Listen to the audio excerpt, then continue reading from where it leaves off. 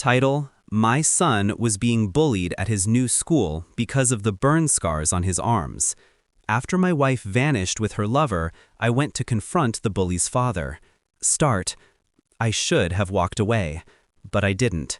The day my wife disappeared with her lover, I promised myself one thing: I would never let betrayal go unanswered again. My son, 11 years old, stood in the doorway as she packed. He didn't beg her to stay. Neither did I. But when she left, she didn't just betray me, she abandoned him too. And that I could never forgive. Weeks later, it was the bullying. Whispered laughter in corridors, sharp kicks under desks, mockery of the twisted skin on my boy's arms, scars he'd carried since he was 5. Flames had stolen his smooth flesh, leaving him branded.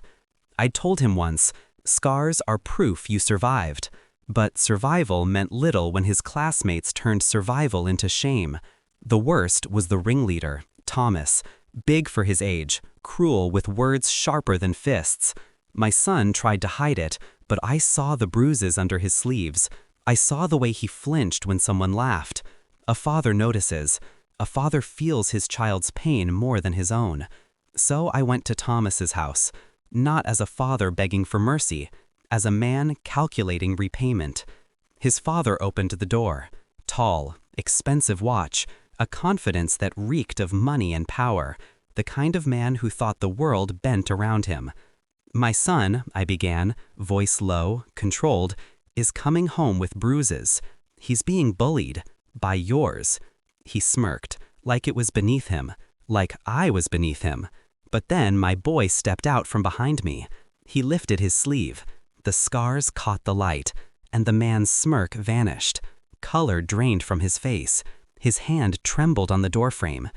I know those scars, he whispered.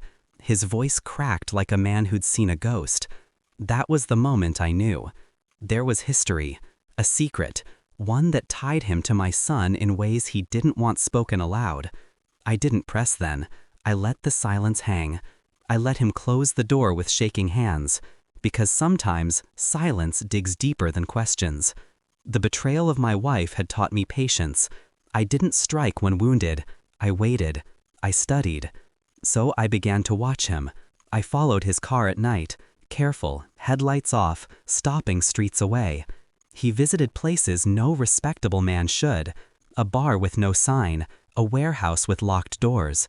He met men whose faces I photographed through a telephoto lens. Every handshake, every envelope slipped across tables. I collected them like puzzle pieces. Then I dug into fire records from 11 years ago. A house fire, 2 deaths confirmed, 1 survivor listed as unknown child. And suddenly, the scars on my son's arms weren't just accidents of fate. They were keys to a truth buried in ash. I confronted the past in quiet ways. Hospital records, insurance claims, court filings buried deep. The man I was watching had a name linked to that fire. He'd walked away rich. A payout that didn't match the loss. A fraud disguised as tragedy. And my son was the survivor, the unknown child. His scars weren't random. They were evidence. The bully's father wasn't just a cruel man. He was the ghost who left my son to die. Revenge stopped being about a schoolyard bully. It became about justice. I staged everything. Methodical, controlled. First, I placed copies of my evidence into safe hands. An old friend in the police, a journalist hungry for scandal. Then I invited the man to meet me. Neutral ground. A small cafe at the edge of town, late evening. He arrived tense, eyes darting. He knew. The guilty always know. I slid a folder across the table. Photos, documents. My son's medical history aligned perfectly with fire reports. Your son bullies mine, I said evenly. But that's not the real crime, is it? The real crime is what you did that night. The fire, the money, leaving a child to burn. His hands shook as he flipped through the papers. Sweat darkened his collar. For once, the powerful man had no words. You should understand, I continued, leaning in, my voice ablade. This is not blackmail. This is exposure. By tomorrow morning, police will knock on your door. Your business partners will see your face on the news. Your son will know what kind of man raised him, and the world will know exactly whose soul was charred in that fire. He whispered, "You don't know what you're doing." But I did, because I'd already done it. The story was already sent, the trap already closed. His company stocks plummeted overnight, his house raided. He was dragged out in handcuffs, cameras flashing like gunfire. His wife left him before the ink dried on the headlines. And his son, Thomas, stood silent in the school hallway, eyes wide, watching the world devour the father he once idolized. And my boy? He walked through those same halls, scars still burning but no longer hidden.